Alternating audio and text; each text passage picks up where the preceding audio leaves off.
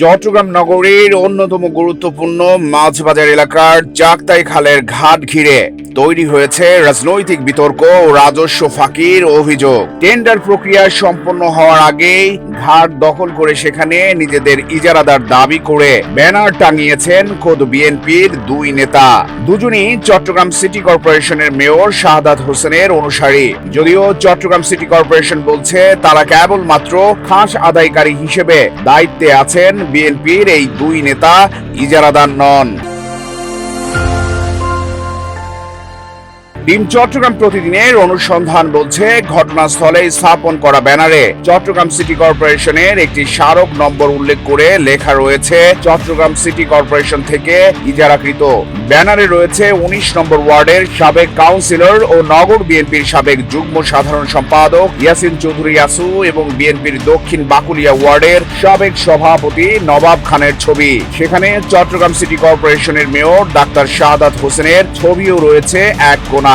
City corporation সূত্র বলছে ১৪৩২ বঙ্গাব্দের অবশিষ্ট সময়ের জন্য নগরীর ৫টি ফেরিঘাট ও ফিশারি ঘাট ইজারার দরপত্র আহ্বান করা হয়েছে ১৬ এপ্রিল। দরপত্র ফর্ম সংগ্রহের শেষ সময় ২৯ এপ্রিল এবং দাখিলের শেষ সময় ৩০ এপ্রিল। অথচ এর আগেই চাকতাই খালের নতুন মাছবাজার এলাকায় বিএনপি নেতা দুজন তাদের নাম সহ সিটি কর্পোরেশনের ব্যানার টাঙিয়ে ঘাট থেকে রাজস্ব আদায় শুরু করেন।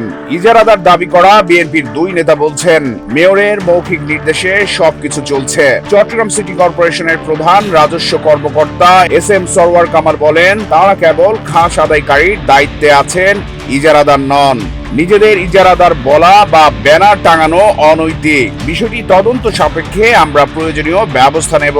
তবে বিএনপি নেতা মোহাম্মদ নবাব খান দাবি করেন আমরা দুজন মিলে পহেলা বৈশাখে মেয়রের মৌখিক নির্দেশে ঘাট থেকে টাকা আদায় শুরু করেছি। ঠিকাদার নই, তবে সিটি কর্পোরেশনের ব্যানারে স্মারক নম্বর সহ নাম ও ছবি দিয়েছি। বৈশাখের এই সময় বৈশাখে এটা তো কাজ টাকা ওঠার জন্য এটাই। তবে তিনি এটিও স্বীকার করেন সাইনবোর্ডে ঠিকাদার উল্লেখ করা ও স্মারক নম্বর ব্যবহার করাটা ভুল হয়েছে। রাজস্ব ফাঁকিতেও চলছে রাজনৈতিক প্রভাব। অনুসন্ধানে উঠে এসেছে ঘাটটি ঘিরে একটি প্রভাবশালী রাজনৈতিক সিন্ডিকেট ও সিটি কর্পোরেশনের কিছু অসাধু কর্মকর্তার সমন্বয়ে খাস কালেকশনের আড়ালে চলছে চাঁদাবাজি ও রাজস্ব ফাঁকি। এতে করে সরকার হারাচ্ছে লাখ লাখ টাকার রাজস্ব। একই সঙ্গে ভবিষ্যতে যারা কম দামে নেওয়ার সুযোগ তৈরি হচ্ছে, যা বড় দুর্নীতি ইঙ্গিত বহন করে। ব্যবসায়ীরা অভিযোগ করেন পান দোকান, ট্রলার এমনকি মাছের গাড়ি থেকেও নিয়মিত বড় অঙ্কের চাঁদাবাজি চলছে।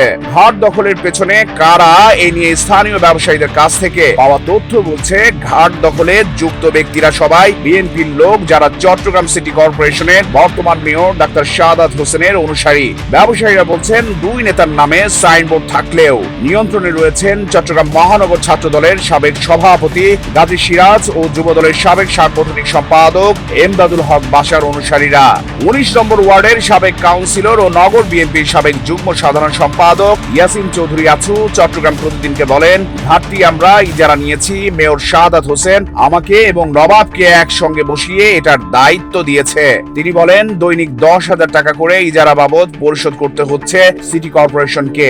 আমরা ব্যানার টাঙিয়েছি, ওখানে সিটি কর্পোরেশনের ইজারার স্মারক নম্বরও লিখে দেওয়া হয়েছে। এ বিষয়ে একাধিকবার যোগাযোগের চেষ্টা করলেও চট্টগ্রাম সিটি কর্পোরেশনের mayor doctor Shahadat Hossain phone receive করেননি। এ নিয়ে শহর জুড়ে প্রশ্ন উঠেছে তিনি এ ঘটনায় জড়িত কিনা, কিংবা তার মৌখিক নির্দেশেই কি ঘাট দখল হয়েছে।